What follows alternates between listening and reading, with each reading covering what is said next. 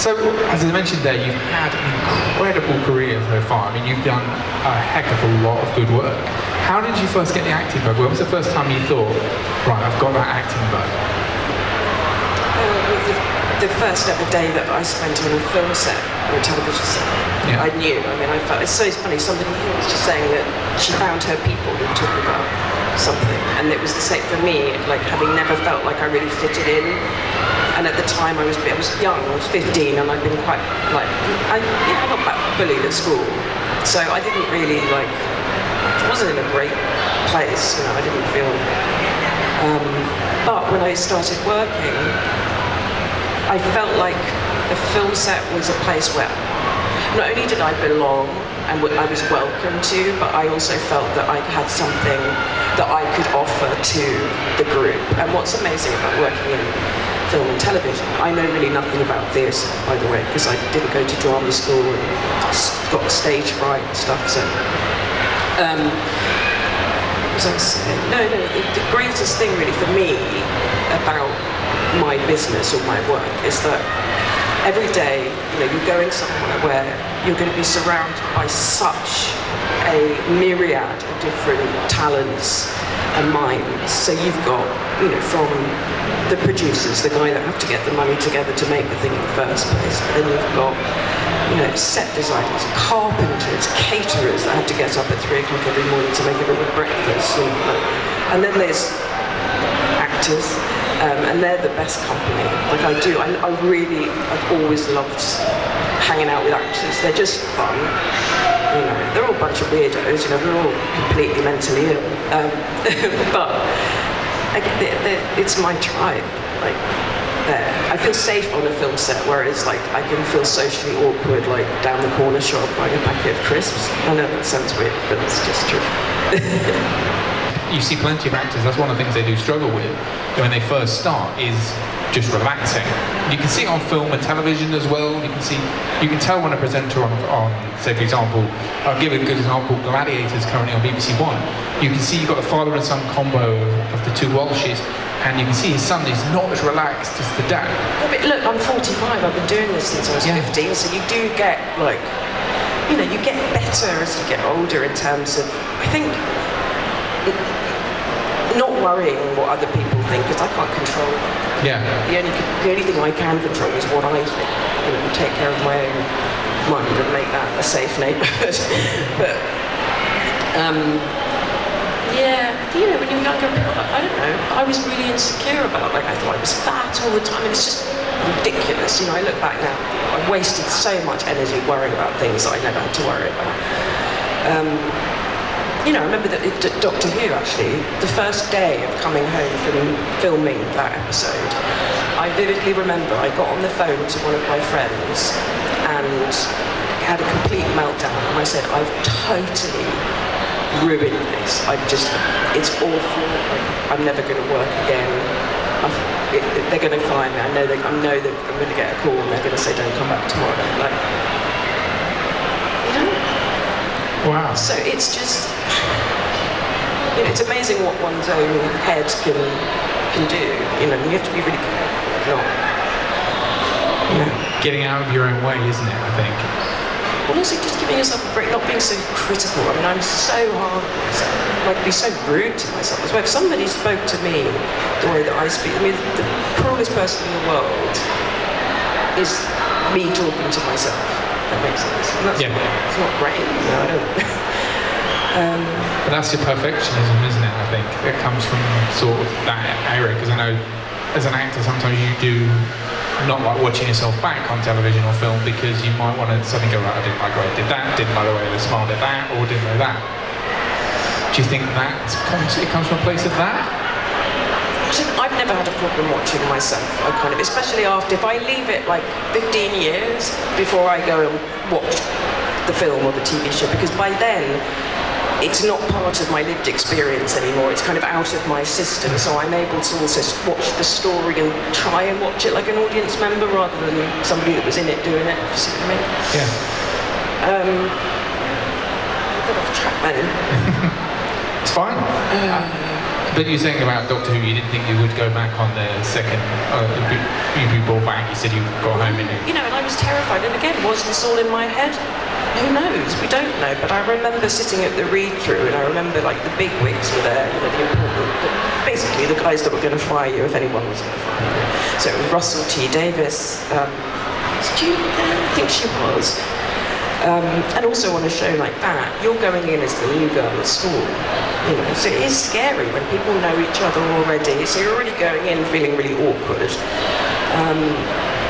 And yet I daren't look up. I remember at the read-through, I just kept my head down because I didn't want to look up because I thought I'm just going to see how appalled they are by this performance. So I'm not going to look up. But, you know, that kind of stuff. It's, now, with time and looking back on that, you see how ridiculous, you know. Yeah. It's just, yeah, that's that critic, that inner critic. Then when it came to day 2, what did you just go in and think, right, I'm just going to do whatever? How did you approach day 2 then? Was it any different? Well, I remember thinking, okay, look, put your big girl pants on and just get on with it now, Sophia, come on, smash it. And, you know, if the scene that you're worried about from yesterday, then they'll cut it out or you'll have to reshoot it, but don't let that one, you know, just gotta keep going. And so I did, and yeah. And look how it went. I mean, everybody still loves the episode. It's one of the most loved episodes of that era. I mean, looking back on it, do you think, wow, it's kind of almost like a story to say, look, you sometimes have to get to that place and overcome it, and then you will do your best work. Yeah, possibly. You got to bring Lady Penelope to life in Thunderbirds. Now, to me, that's when you first found out that you got that. How did you then try to bring a character we've only previously seen as a marionette to life? Well, I've never been one for research, and if I'm really honest, it's because I'm really lazy. But what I did, it's a fine line, isn't it? I think when you're any sort of reimagined interpretation of something, or you know, when you bring anything, say from 2D to 3D.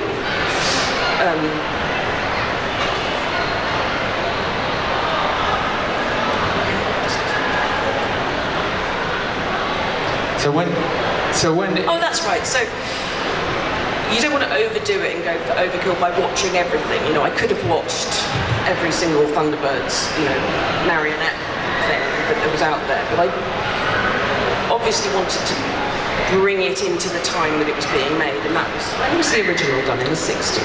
Yeah. So we made our film in 2003, and when I heard the accent that Sylvia Anderson had used as Lady Penelope the puppet, it was great, lovely, but very much English, upper class English of that specific time, and and that wouldn't have worked. If I'd have just shown up on our set and done a kind of Sylvia Anderson impersonation, it would have been so. It's just a question of trying to sort of zone into, I mean, Lady P and Parker, they're so cool anyway. Like, who does not love Lady P and Parker? Like, they're the dream team. So it's just, and it was just one of the most amazing jobs I've ever had. I love it. And then you've got action scenes in heels. You've got some great comedic scenes as well. You've got Ben Kingsley you're working opposite as well. What was that experience? I mean, you said you loved doing it. It's one of the best you've been a part of. But can you remember anything specific that you really just felt at home and loved doing? Say that last bit again. What parts of that film did you love the most to do? What made you feel this was great? My favourite bit of that film was going to the Seychelles, getting on an aeroplane with Ron Cook, going to the Seychelles, and the two of us being there. Everyone else was working, but they didn't use us for about 2 weeks. So we basically got this, and then when we shot, it was 1 day of work. So we've been out there at this, if you ever get a chance, oh my goodness, it's so beautiful. I want to go back. Apparently the islands are sinking though. But that, felt like a paid holiday. I mean, it was just insane. It was, and everyone in that film was so lovely. Jonathan Frakes, who directed it, was, he's one of my favourites to work with. So all round joint experience. And also a legend in like television and film anyway, right? Yeah, and I didn't really realise. I've only come to learn that recently because I was never a Trekkie or a Star Wars person. So I'm not really in touch with the science fiction world. It's never been my vibe. Show up in it. But yeah, I realised Jonathan was in the Waltons as well. Like, forget Star Trek. Like, he goes. Wow. Have you seen it? I didn't even know he did the Waltons. That's insane. Like, he's so much fun. When I started, I've been on TikTok since Musical.ly, but I was not uploading. But I've been here for 3 years, and I think when I started during lockdown, it was a bit more freeing. You didn't really have to think before you post, but now you've really got to think, and you have to strategize things, and it's become a bit more competitive, and almost slightly more negative, and a bit more judgmental. And I wish that the freeing side of just posting whatever you want could come back. No thoughts, only post. I think during the pandemic was such a big time for people to jump on social media. Yeah. And I think the pro of that is they came on at a time where like it was really oversaturated, so if you managed to find your lane in that's very difficult because people who were on it before were like, oh, we've now got like 10 times more people to compete with. Even though I don't, in my mind, I'm not trying to compete with anyone, but I'm like, now there's 700 Stephens doing this who are plus size and queer and Scottish, so I've got to work on it. But I do think that because of the fun-loving nature of that, everyone was in their homes, everyone was enjoying it, you move out of that and the real world gets back together, and like you said, like the negativity sometimes comes back into that, you sort of lose the joy a little bit, and I think that I've experienced that too, that sometimes the joy can be taken away for a certain, and depending on what platform you're on, you have different experiences. Is it on? Hey-oh. Hello, sorry. Microphone 101, thank you for attending our class. You've done so many panels before as well. I know, first time I forgot to turn my mic on. And I forgot what I was going to say now. No, wait, it's back. Yeah, I think as well it's like evolutionised in that TikTok has always become like a business platform as well now, like there's small businesses selling on there, like their products. And when you scroll on the For You page now, like before you never used to see like ads or TikTok Shop wasn't a thing. Yeah. So it's developed like in that sense as well, like it's a business profile and people use it for marketing as well. So that's definitely evolutionized. Yeah. I think you oh, sorry, Ron. Sorry. Well, a big part of what I get into is a lot of algorithmic kind of things. And these days, at the moment, we are very much in a time of refined algorithms when it comes to social media. They've really refined things at the For You page. And what once was centered around curating a community and building a follower base, we're seeing that shift now into For You pages. And most of your audience that you will see your content is fresh faces, it is non-followers. So in these days, a lot has changed in where every video, especially in a TikTok age, is an introduction to you a lot of times. Knowledge that's needed before seeing you is now like impossible to have. You need to kind of introduce yourself every time someone sees you, because most likely your audience is less likely to see what you're doing, because that's where algorithms have been going. Yeah, how much is there a level of like obviously like, oh yeah, I'm a big queer Scottish person, but now there's 700 others of them. And then that needing to kind of introduce yourself every single time in every video. How much is there of finding your USP, your niche, and reaching for that niche versus having that broad relatability of like anyone who comes across this video is going to find it funny? There's a balance to be found in there somewhere. Yeah, I think the balance for me is that there is that element of you want to put a video out that everyone's going to see and like enjoy and find that niche and have fun with that. For me, I try and like my videos that I think that I really want to do well, put all of them, but the ones that I think they're really good, try and go out there. We'll always start with our signature. What does Stephen do and how does he act? Is it being loud? Is that high kick? Is it shouting at the camera? Is it like bringing people in? Because I agree with you in the sense that like every video you make is like a promo for your account, because new people see it all the time. And I was saying that it's like every video you put out there is like a show reel for what you can do as a content creator. So I always like putting that like a little spin at the start, always the first few seconds to catch them in of like, oh, okay, this is Stephen McKell. This is what I'm expecting when I see his content. If you see it for the first time and you look at all my videos, you'll say, oh, I see the similar vibe and the aesthetic that he goes for. So that's what I always try and do, to put in there that would kind of make me a little bit, I say special or different, but stand out from the crowd. Special little snowflake. I'm not like other girls. Just a special little Scottish man. Well, the industry has very much sort of figured out what they're doing and what their place is when it comes to TikTok and short form content. When lockdown came around and short form became the king of content, the industry around it was very Wild West. Very Wild West. No one really knew what was going on. The creativity was free and there was much less grip from industry because they didn't know what they were doing. Creators didn't know what they were doing, and it was very, very much freeing in that regard. The way that things work now is a lot more refined. Like industry kind of knows what they're doing.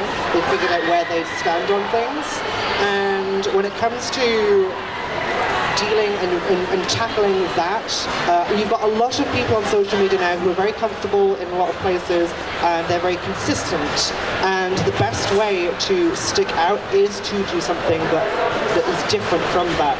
Whereas before, following trends was a good thing to do, these days now, especially right like in this year, derailing from those trends and doing your own thing is the new thing that is actually working. Totally agree. I really do. I think also diversifying your content on different platforms. I spent so much time, years, on TikTok and just being like, yeah, I was kind of like, wasn't really putting a lot of effort in because I thought I'd got a following and I was like, got a little bit cocky, I suppose. And I was like, no, like everyone, like people are going to be able to do exactly what I do in a few years' time, and they are, because everyone's really talented. It's also like diversifying your content onto different platforms. Like I think Facebook is, I've got a platform on there. It's so much different to TikTok. The algorithm's so different. It's so strange. Meta is so busted, but it's so different. And so videos that would do well on TikTok that I'm really trying to curate and be like, I want this to pick on the For You page, and like it doesn't go anywhere. On like Facebook and Meta, it just everyone will watch it. It's a whole different audience. And I think you've also got to cater to that too if you're making content and you cross-platform post. Is this going to work for other platforms? Is this going to work for YouTube, for Facebook? If it doesn't, just put it on anyway because it's content. just see what happens. Got to try. I think it's become very high-end and very overproduced at times as well. Like you have to have a team behind you and they have to be helping you with filming and it's high-quality camera. When if you have a look at some of the original YouTubers' first videos, it was so simple. And like you have to be so fast with saying something now and grab people's attention within the first 3 seconds, because otherwise they're scrolling away. And like that's so sad. And I think it's become very capitalized, unfortunately. And it is very about making money, especially with TikTok. With Instagram, it's become a bit more like you have to your video has to be slightly controversial or like drama involved to grab people's attention. And that's really sad because drama will generate comments, which then if you get comments, gets pushed to the For You page, and it's like, why can't I just make content that's positive and fun instead of negative and drama? Something that drives that engagement. Like if you have something, they're like, oh my god, I can't believe your socks were hanging on your door handle. Like the video is actually about how to create this cool thing that people saw in my last video. That everyone in the comments is talking about, I can see your socks, oh my goodness.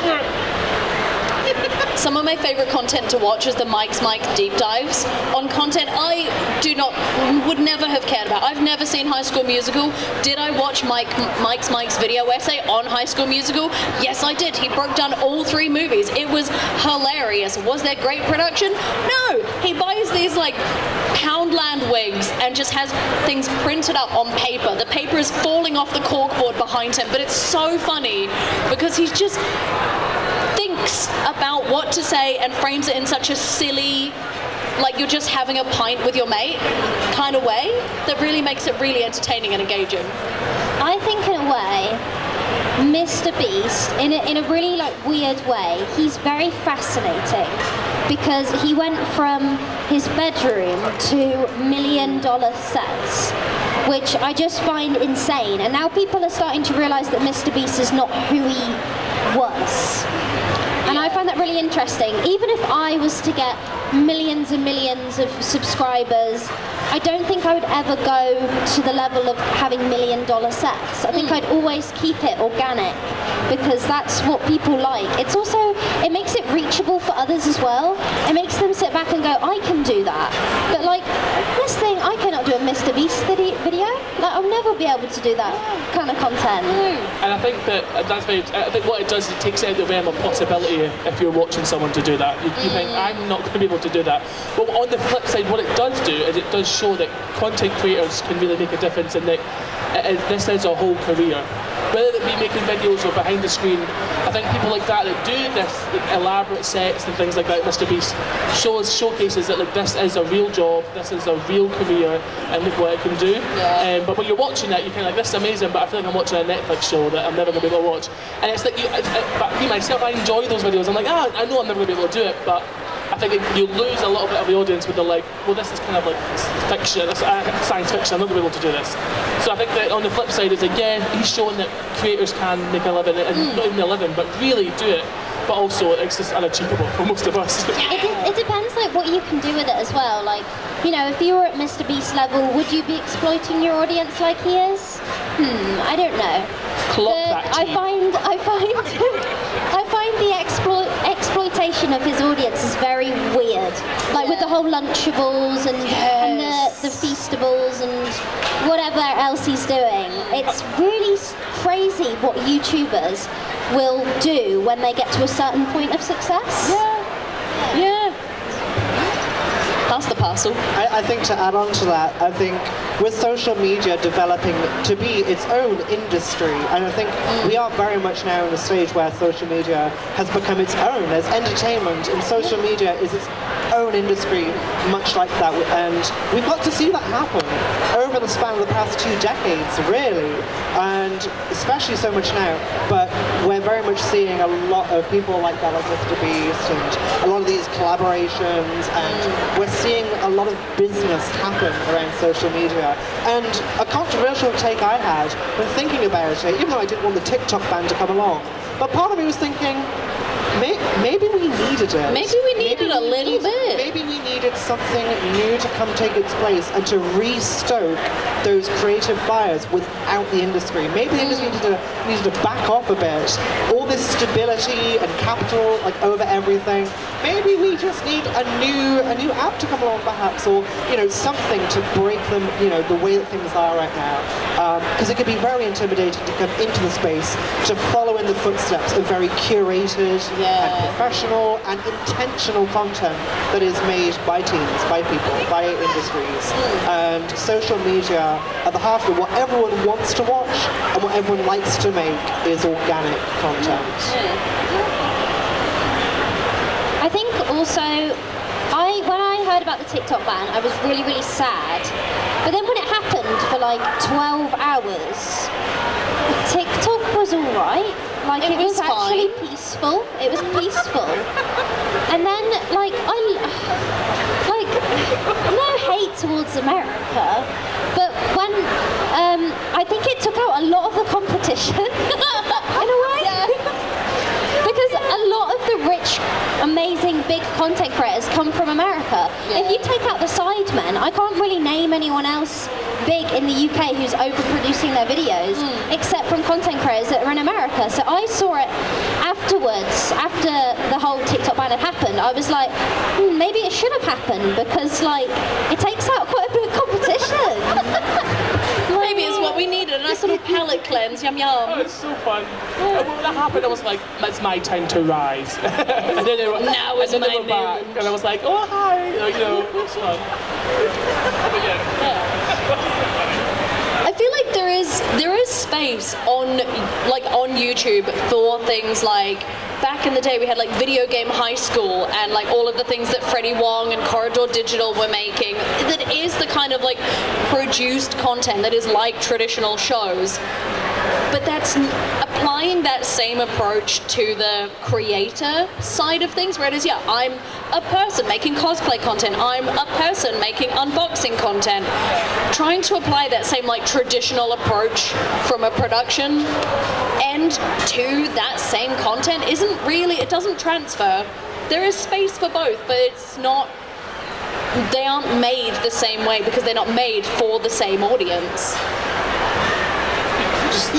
Oh, so good, yeah. Thanks for coming to my TED Talk. Thank you, I yeah. think the overall thing of this is that if you want to do social media, you should do it. Yeah.